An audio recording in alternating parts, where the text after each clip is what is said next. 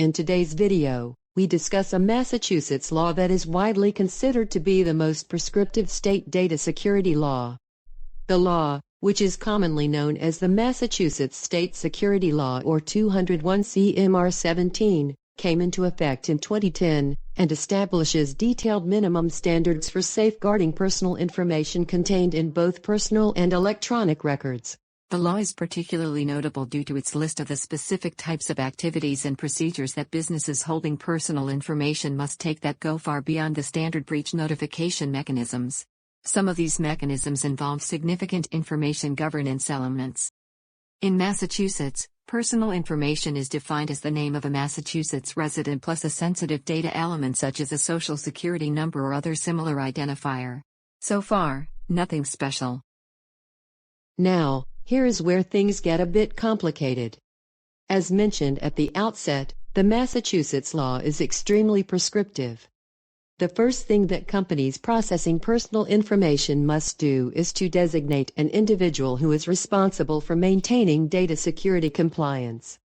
This individual should have appropriate qualifications and knowledge and, from an information governance perspective, should be a part of any IG steering committee that influences and manages the company's information governance initiatives.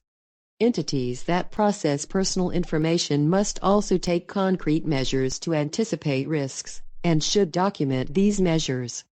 And, in addition, they must develop security program rules and are under an affirmative obligation to impose penalties for their violation. These program rules should be drafted in a manner that is easily comprehended by relevant staff members and justifiable from an IG perspective. Also, due to the obligation to impose penalties, companies should train and test staff members to verify that they have the necessary knowledge to comply with their obligations. In addition to what we just mentioned, businesses handling personal information must prevent access to that information by former employees, ensure that their business partners agree to contractual language obligating them to maintain similar security procedures, and restrict physical access to records containing personal information. These last two items are particularly important from an information governance perspective as they require handlers of personal information to develop and communicate procedures and protections for that data. Finally, and I promise we are near the end, the law requires businesses that handle personal information to continually monitor program effectiveness, to review the program at least annually or whenever business changes are likely to impact security, and to document their responses to security incidents. As with many of the items previously mentioned in this video, the practical result of this law is a requirement to develop and maintain compliance documentation. Okay, now for the part of our video that explains how we can help. One of the most important elements of knowledge preservation's IG process is the development of manuals and procedures and the implementation of training mechanisms geared toward fostering sustained IG compliance.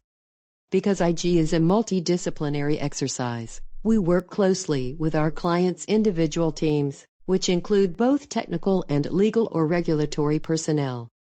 We also work closely with our co-service providers, which can include, for example, entities involved in providing services related to data storage, digitalization and destruction, and companies involved in the identification and removal of redundant, obsolete or trivial data, otherwise known as ROT. Finally, because the obligations described in this law are continual, we remain available, following project completion, to help with required updates.